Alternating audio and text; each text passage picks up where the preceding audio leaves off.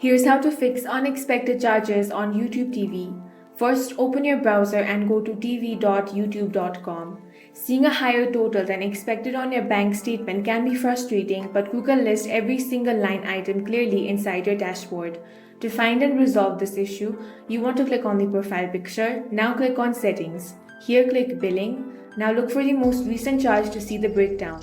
Often a higher bill is simply caused by local tax rate adjustments or temporary authorization hold. On the same settings menu, you want to click on the Membership tab. Now look through your active networks. It is incredibly common to accidentally opt into a paid monthly add-on like 4K Plus after a free promotional trial ends. Uncheck any premium networks. You do not want to stop the recurring charges. If the charge does not appear under any account you control and looks like fraud, then you simply want to head over to payments.google.com.